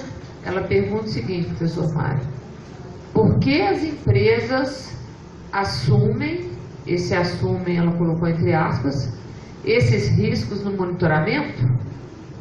É um investimento muito caro? Por que as empresas ainda operam com monitoramento falho? É só uma questão de legislação? Obrigado, Carolina. É uma questão que não é caro, porque o prejuízo, por exemplo, que a Vale teve com esse desastre, com o desastre de Mariana, ele é infinitamente maior do que o custo de você manter uma instrumentação que esteja, digamos assim, no estado da arte, né? Você usar os equipamentos mais modernos, né? Então, isso é uma questão de má administração, a mentalidade e é um risco, né? Eu já fiz projeto para a Vale, tá? De uma mina de cobre, e eles correm muito risco para economizar, tá certo? Então, economizar em movimentação de terra, etc. Instrumentação não é caro, né? Então, você tem extintor de incêndio no seu prédio, é caro? Não é caro, né? Você tem mangueira de incêndio? Não é caro, né? Mas então é uma questão de, ao meu ver, é uma questão realmente de má gestão mesmo, né? Então, esse risco, ele é um risco que a empresa ela está assumindo de forma que ela pode ter um prejuízo enorme lá na frente, né? Então, quando aconteceu o acidente, as ações da Vale, por exemplo, despencaram 23%, né? Ela perdeu bilhões de valor, né? Então, se ela tivesse feito uma barragem mais segura, ela não teria perdido esse valor. Tá? Bom, permita só fazer mais um complemento, né? Acho que o professor Mário abordou de uma maneira muito abrangente. O que a gente tem que notar, né, que acho que a gente tem que não perder em mente, que o Estado ele tem que ter um poder regulatório. Por quê? Quando a gente está falando de a livre concorrência, né, a questão de você ter a iniciativa privada, quando você não detém a questão do monopólio, você tem uma concorrência violenta. Aí, de certa forma, eu acho que a gente tem que entender todo esse cenário, até para ver como é que a gente pode regular isso. Primeiro, você não tem uma única empresa trabalhando em determinado segmento. Para quem fez aí administrações de empresas, sabe, que se você é o único do mercado, das técnicas de administração, vulgarmente é chamado como vaca leiteira, né? Tipo assim, olha, você tem um lucro muito forte, só você mesmo regula o mercado, isso não é bom, né? Mas no momento que você tem muita concorrência, leva ao gestor da empresa a querer fazer determinadas simplificações focadas na própria existência da empresa. Eu não estou falando que para que se tenha a existência, que se preserve a empresa, tem que abrir mão da segurança, não é isso, mas começa a ser feita determinadas simplificações para baixar o custo de produção, para que esse valor de venda possa ter concorrência no mercado, e aí começa uma concorrência meio que danosa. Eu já tive no ensino privado, e eu vejo isso que às vezes o Ministério da Educação perde uma oportunidade de regulação, que você tem 4, 5, 6, 7 instituições de ensino privado que oferecem o mesmo curso na mesma cidade. Então você tem um número limitado de alunos, e aí começa a baixar o preço para poder atrair mais o aluno, e começa a ter necessidade de simplificação, e esse negócio a gente tem que fazer uma extrapolação para a questão da mineração também. Então, nesse sentido, aí vem a necessidade do Estado fazer regulação, né?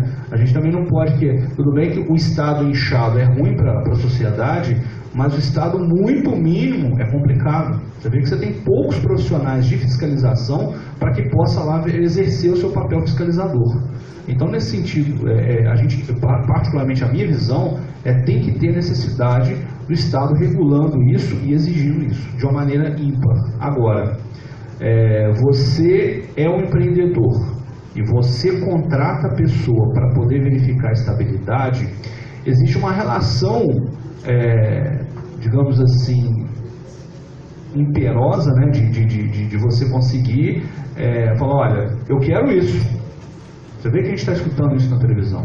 Agora, se a gente pensa num outro modelo de gestão, aonde quem é o proprietário do empreendimento, ele deposita esse valor em juízo, e o Estado faz a escolha da empresa, da instituição que vai fazer esse processo de verificação de estabilidade, você tem uma relação mais imparcial. Então, eu acho que é isso que a gente precisa amadurecer. Eu vou aproveitar então, já que estamos complementando, vou falar um pouquinho também, que eu não gosto de falar quase nada, né? Então, eu vou falar mais um pouco. Aqui para o meu aluno aqui sabe que eu falo. Bem, gente, bem por aí o que o Mário falou, o que o Jordão falou, está muito correto. Eu também sou da mesma opinião do Jordão. Eu acho que tem que ter realmente essa fiscalização. Mas eu falo levantar uma outra questão também, colocar um outro ponto, que é uma questão cultural. A questão cultural na engenharia como um todo, ela é preocupante. Porque é o seguinte, eu aqui sou engenheira civil também, como os outros todos estão aqui na mesa, e alguns que estão aqui, nós nos formamos em engenharia, nós fazemos lá 5 anos duros de engenharia, às vezes temos que fazer um pouquinho mais do que isso, porque realmente é difícil para a gente, para nossa capacitação, e quando a gente se forma, a gente fica responsável por um projeto qualquer projeto de engenharia, ele incorre nesse risco, na probabilidade de ruína, de ruptura. Nenhuma obra de engenharia civil tem probabilidade de ruptura risco zero. Nenhuma. Isso não existe. Mas a população em geral, quem não é engenheiro civil, que não estudou, acha que as obras são de risco zero. Então esse problema cultural é importante, porque enquanto nós estamos estudando para fazer os projetos e sabemos que os nossos projetos implicam risco e que por isso eles precisam ser monitorados a posteriori. Quando eu faço o projeto, eu imagino que... Então eu faço o projeto, eu imagino que o solo vai funcionar assim. Eu imagino que o rejeito tenha essas propriedades. Eu imagino que, eu espero que o concreto tenha esse FCK. Eu imagino que. Em alguns casos, como a parte de concreto, é mais fácil o controle. Mas na parte de solo e de rejeito é muito difícil que eu tenha exatamente aquilo que eu imaginei. Então a gente trabalha com margem de segurança. Uma coisa que o Mário levantou ali, probabilidade de ruptura. Existem, hoje em dia, nas análises de estabilidade de barragens, que o Jordão falou, que é obrigatoriedade do empreendedor, do dono do barramento, fazer essa análise de estabilidade, solicitar essa análise de estabilidade para quem? Para o engenheiro geotécnico de alguma empresa. Esse engenheiro geotécnico vai chegar para ele, vai fazer uma análise, aí vai dizer assim, eu preciso fazer uma análise probabilística. E para fazer essa análise probabilística, eu preciso de 3 vezes mais quantidade de ensaios e dados de monitoramento para fazer uma análise realmente que tenha uma função no alto padrão de nível técnico. O empreendedor fala para ele o seguinte, não tem recurso para isso. E você, engenheiro geotécnico da empresa, você fica com um dilema. O que eu faço? Não faço essa análise porque ela não está no padrão com os dados que deveriam fazer. E não ganho esse dinheiro dessa obra? Ou faço com o que tem? E aí eu estou dando um projeto, uma estrutura com uma segurança menor do que ela deveria ter com desconhecimento. Então, assim, essa cultura, essa situação de desconhecimento entre esse gap, né? Essa distância entre o que é realmente a obra de engenharia, a segurança da obra, e o que o empreendedor espera de segurança, a população espera de segurança, é algo que a academia, através de projetos de extensão, como esse do Jordão e outros, deve... Nossos projetos, né, eu estou junto com o Jordão no projeto, esses projetos e outros devem fazer para mudar essa cultura, para aproximar, para que a população, para que o empreendedor entenda. Às vezes o empreendedor de uma mineradora, ele não é engenheiro civil necessariamente. Ele não sabe o que é isso. Ele não sabe, é como se a gente fosse, você vai vender um produto numa empresa, eu vou lá comprar. O cara vai pechinchar. É a cultura do Brasil, a gente vai pechinchar, vai querer fazer pelo menor preço, pelo menor custo, vai querer pagar pouquinho. Então vai fazer instrumentação, o Mário vai dizer lá, tem que colocar 5 inclinômetros nessa barragem. O cara vai falar assim, mas por que um só não resolve? Quanto é o preço do inclinômetro? Gente, é muito caro isso. Então esse é o papo que a gente tem que, como engenheiro civil, lidar. Lá na obra que eu trabalhei, milhares de vezes no meu projeto, foram falados, o Mário também, dos projetos dele, foi dito, isso aqui não pode diminuir, não pode tirar, não pode ser menos, né? Sim, Mário? Não pode botar só um? Por que tem que ser o automático? Não pode ser o manual do cara vai lá e lê? Não pode. A gente tem que dizer não pode. Estão entendendo? Não pode. Não pode ser esse. Quem está fiscalizando tem que dizer, não pode, isso aqui não é suficiente. Tem que ter mais. A gente tem que pensar, não que eles são ruins, não vamos nem pensar assim. Vamos pensar simplesmente que eles desconhecem o assunto. E nós que conhecemos, temos que ensiná-los como deve ser feito. Era só para complementar isso, a questão mesmo da pressão cultural política.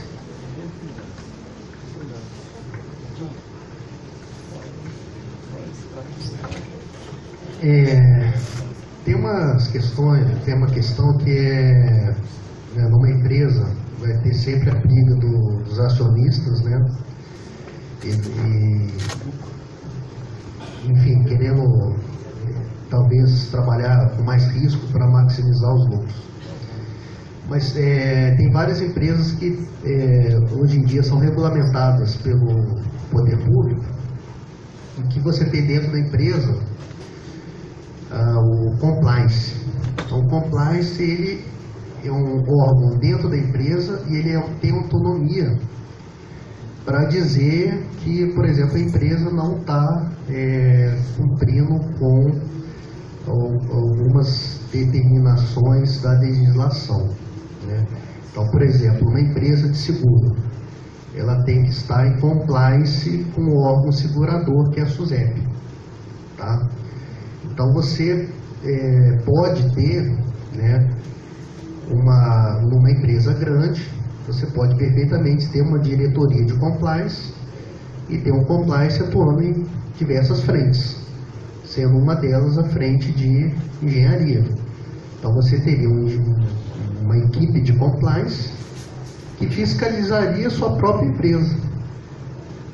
Então eles falam, não, isso aqui não está bom, isso aqui, né? Então as empresas mais modernas e principalmente as multinacionais, elas contam a figura do compliance, né? Então isso seria interessante de você ter essa exigência, talvez, não sei.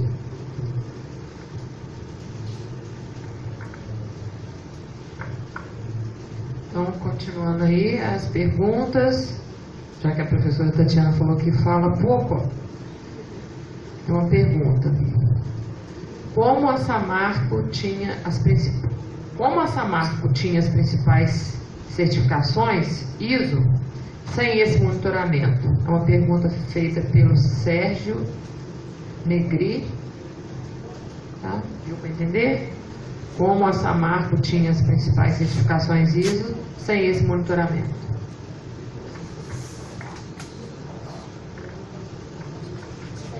Bem, eu não conheço exatamente a questão da Samarco, né, a questão da Jorge Mariana, eu não participei, mas, via de regra geral, a ISO ela tem alguns critérios que você precisa seguir, e não necessariamente é o monitoramento geotécnico.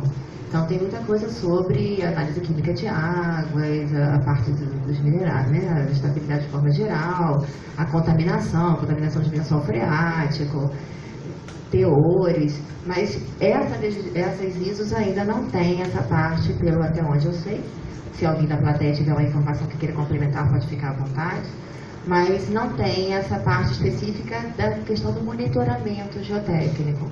Esse monitoramento geotécnico, até onde eu entendo, ele fica responsável pelo projeto de geotecnia que é feito dentro desses relatórios que são aí anuais ou bianuais, que precisam ser colocados, apresentados segundo a resolução aí de 2010. Não sei se quer. Mário vai complementar. Só complementando, no caso de Brumadinho, tinha sim instrumentação, tá certo? Tinha inclinômetro, tinha pesômetro, tinha medidor de nível d'água. A questão que se coloca é o tempo entre você detectar um problema, uma anomalia, e essa informação chegar na empresa, na operação, né? Então você imagina você deslocar uma equipe de Belo Horizonte para ir em Brumadinho, então você tem que viajar, tem que chegar lá, tem que ler equipamento um por um, tem que anotar, tem que passar para o escritório, aí o escritório vai ver, né? Então isso é tempo, né? Instrumentação também, ela não quer dizer que você não tenha que ter inspeção visual em loco, né? Você tem que fazer também, tá certo? Então lá em Brumadinho tinha sim, tá? Instrumentação.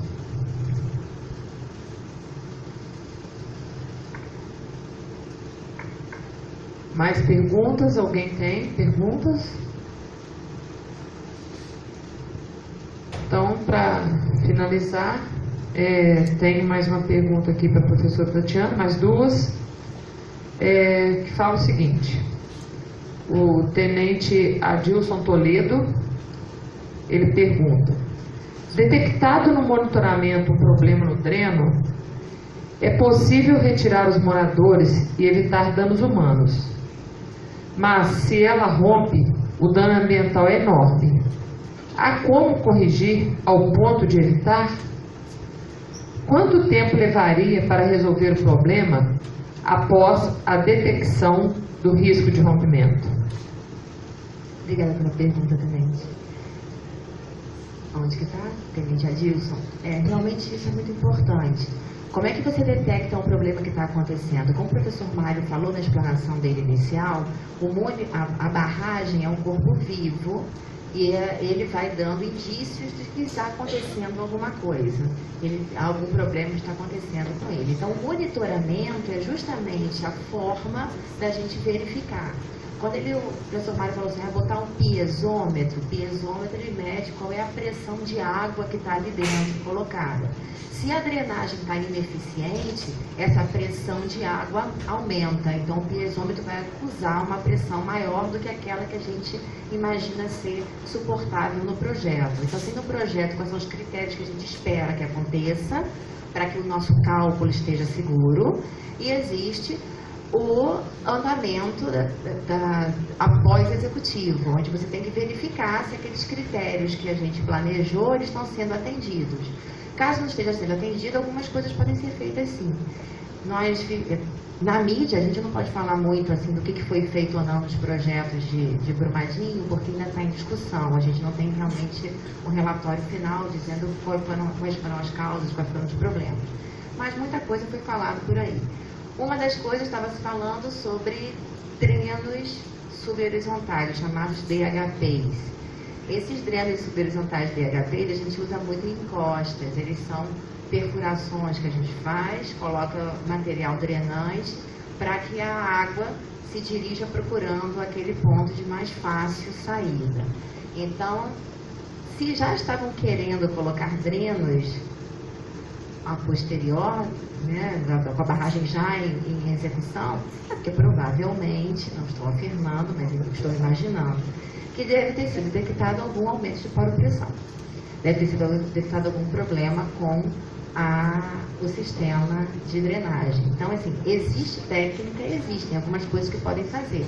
Quando a paropressão está muito alta, o sistema está ineficiente, a gente tende a baixar o volume de montante, de alguma maneira. Então, você tem como tentar fazer um escoamento a montante, colocar, no caso de barragem de água de hidrelétrica, colocar lá um extravasor na parte externa, para que isso aí seja trabalho de uma outra forma. Você pode fazer um aumento dos pontos de drenagem. Então, existem algumas coisas que podem ser feitas, técnicas de engenharia sim, que podem ser feitas.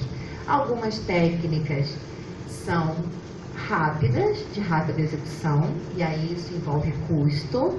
Quanto mais rápido você quer, melhor a técnica, mais custo. E aí a gente volta àquela questão das empresas, se a empresa quer ou não ter o custo, quanto que ela empurra para não ter esse custo. E existem algumas situações que não vão ter jeito.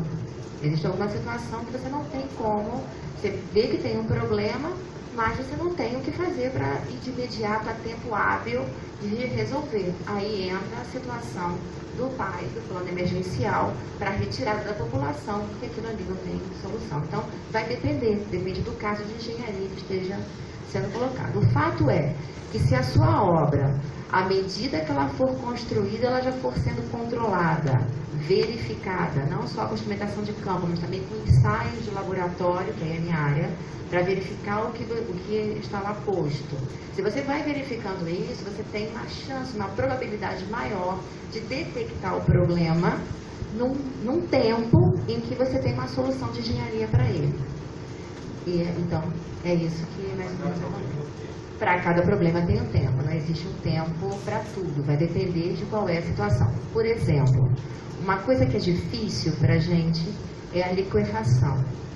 Porque a liquefação é em função que, disparada por um evento sísmico, o evento sísmico é um evento rápido. Uma detonação, ele dá uma carga muito rápida. Então você vai explodir essa poropressão, você vai para a resistência baixa muito rápido, é quase, não vou dizer que é instantâneo, mas é muito rápido a resposta do material. Então o efeito é muito imediato. Nesse caso você vai acabar. Então o que a gente precisa é ter um projeto que contemple essas atividades sísmicas. Isso aqui no Brasil, como eu trabalhei fora do Equador, lá era obrigatório que os nossos projetos de geotecnia, todos eles contemplassem análises sísmicas. Aqui no Brasil não é obrigatório. Então, assim, você precisa ter, uma coisa que eu acredito particularmente precisaria ter, é uma análise de sismicidade e criar critérios de valores sísmicos a serem colocados no projeto. Quando a gente ouviu por aí fatores de segurança 1,09, mas quais são as condições que estão sendo colocadas? Se eu estou dizendo que meu fator de segurança de estabilidade é 1,09 e eu não considerei, não sei o que foi feito, e eu não considerei atividade sísmica, que é um tipo de carregamento, eu estou muito próximo do nível 1 que indica a ruptura. Então eu estou com pouca margem de segurança que poderia ser reduzida em função de um evento sísmico não analisado, uma detonação, por exemplo. Então, dependendo do problema, o tempo de evacuação vai variar. Vai variar, deveria variar. Já deveria ser avisado com antecedência. Para esse caso é 5 minutos, para esse caso é 10. Na verdade, a população, a comunidade, ela, pelo que eu andei aprendendo um pouquinho com vocês, porque nesse projeto com o Jordão, a gente está com um projeto com o pessoal do Bombeiros também, com a Defesa Civil, e nessas reuniões que a gente discute, a gente também aprende a todo momento. Eu aprendi um pouquinho que tem lá o sistema de alarme e as pessoas vão correr. Então, para esses pontos. Cabe, talvez, nesse plano, saber assim, esse alarme que vai ser dado e esse tempo de corrida que eu tenho que correr, quais são os efeitos que estão previstos que vão gerar? Quais são os efeitos dentro da barragem? Quais são os mecanismos que estão previstos na análise para dizer que você precisa evacuar com 20 minutos, com 10 minutos, com meia hora? Entende? De onde vai? E a outra parte é a parte, talvez, que o Jordão possa complementar, que rompeu, esse material vai se dirigir para algum lugar. Aí tem um outro tipo de análise, que eu gostaria que o Jordão explicasse como é que faz, como é que você sabe em quanto tempo esse material vai chegar em algum lugar. Aí vai, de acordo com o princípio de Saint-Venant, aí entra muita questão de hidráulica e geoprocessamento, né? Então, a gente, a partir de um modelo topográfico da região, você vai inserir informações que relacionam a questão do volume, a própria inclinação da encosta, aonde tem a tendência do fluxo, e aí você gera uma simulação computacional do que seria o comportamento esperado, né? Existem algumas variações, muito principalmente relacionado à acurácia, né? Ao detalhe topográfico ali, mas não costuma fugir muito não, entendeu? Então, essa questão do dam break, que a gente importa essa tecnologia, principalmente dos Estados Unidos, é possível de uma maneira bem mais fácil e acessível gerar essas simulações. A gente está falando de é muito mais barato que o monitoramento da geotecnia, por incrível que pareça. Mas o que a gente verifica grande maioria dos casos das barragens, principalmente essas 746 que a gente olhou, a distância do barramento até as comunidades chega a ter de 200 metros. Então, se você parar a pensar, é questão de minutos ou até mesmo segundos para ter o atingimento. Por isso que eu falei muito essa questão do planejamento do território, a gestão do território, porque tem determinados riscos que a gente não pode assumir, né? Então, por mais que a gente use a boa prática da engenharia, né? Mas uma falha que não é difícil de acontecer, e para pensar, aqui no Brasil a gente não tem uma frequência da questão sísmica, mas se eu tenho uma pequena distância, uma extração de brita para construção civil, eu vou fazer uso de materiais explosivos, não tem jeito, e vai gerar isso, e essa onda vai percorrer uma grande distância. Então, Essa questão de não pensar na questão sísmica é muito séria, entendeu? E agora o fato de eu ter uma barragem, uma comunidade muito baixa, mesmo que a gente tenha uma instrumentação instantânea, você imagina uma pessoa que mora no segundo andar com dificuldade de locomoção e ela tem 4 minutos para sair disso. Uma coisa também que eu tenho observado, tem comunidade, principalmente aqui em Juiz de Fora, que acha que a zona de autossalvamento é o lugar que ela pode ficar. Eu tive essa percepção, né? Comunidade não é isso, né? Você tem que ir para outro lugar, não é essa região aqui que é complicado, né? Então, o que realmente mostra essa necessidade de você ter um profissional, você ter a comunidade preparada para isso, né?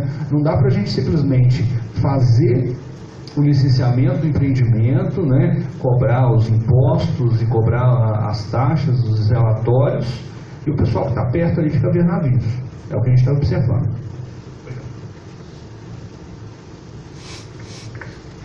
Dando prosseguimento aí a última pergunta para a professora Tatiana, é a pergunta do Coronel Ferreira. A pergunta é a seguinte: no alteamento a montante, a parte inundada da barragem não possui aquele contorno regular mostrado na imagem. Como melhorar o entendimento deste aspecto da estrutura? Obrigada, Coronel, pela sua pergunta. Sim, realmente, como eu mostrei ali, tem 3 formas de execução. A montante, então, vou fazer o contrário, vou fazer como se fosse para vocês, a gente relembrar. Tem o dique aqui, você está olhando para a imagem. Vai vindo aqui, ó, para montante, para trás, em cima do próprio VG. E a gente tem a jusante, que vai vindo do lado de cá e alteamento de cima. No caso de jusante, foi aquela figura que eu coloquei ali, com o fluxo de água bonitinho. É o que a gente faz com barragem de água, barragem para geração de energia elétrica, barragem para retenção. É quando você vai fazendo o aterro controlado sobre o material de fundação, que é material natural, e você vai jogando o material no reservatório, no caso rejeito, ou então a água que seja.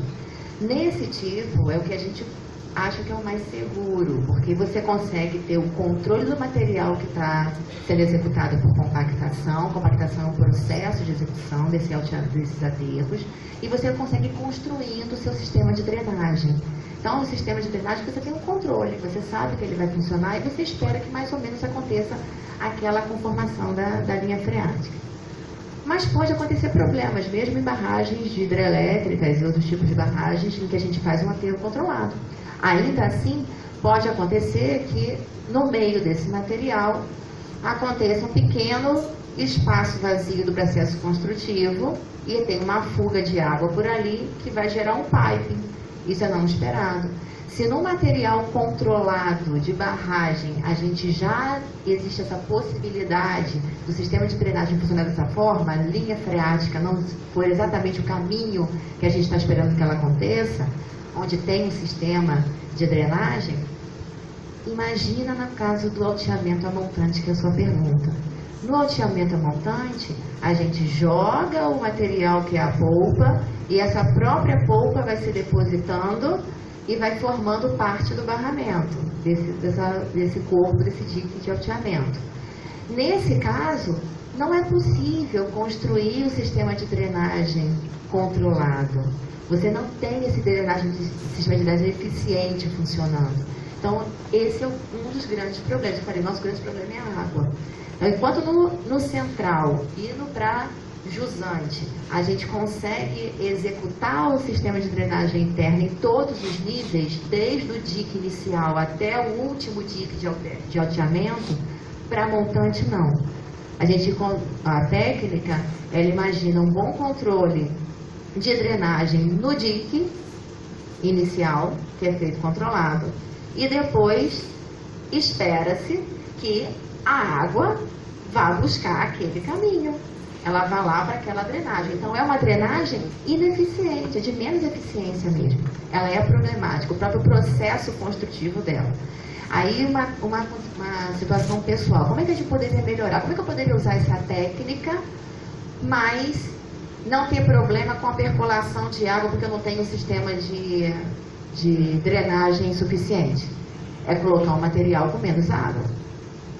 Então, se eu uso essa técnica para montante, mas utilizo um material com menos quantidade de água, utilizo ali não a polpa, mas a torta, eu não tenho problema de construção, porque eu vou ter pouca água para sair. Então, mesmo que meu sistema de drenagem não seja muito eficiente, não tem problema. É por isso que para esse tipo de técnica para montante, o material tem que ser mais do que 40% de areia e tem que ser com baixa quantidade de água. Isso é o que a técnica preconiza. Agora, isso não é o que tem sido feito na prática, em algumas situações. Está respondido?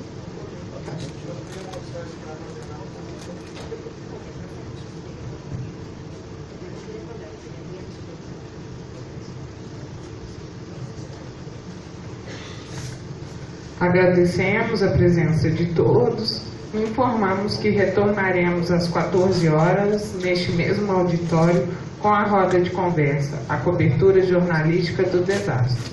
Tenham todos uma boa tarde.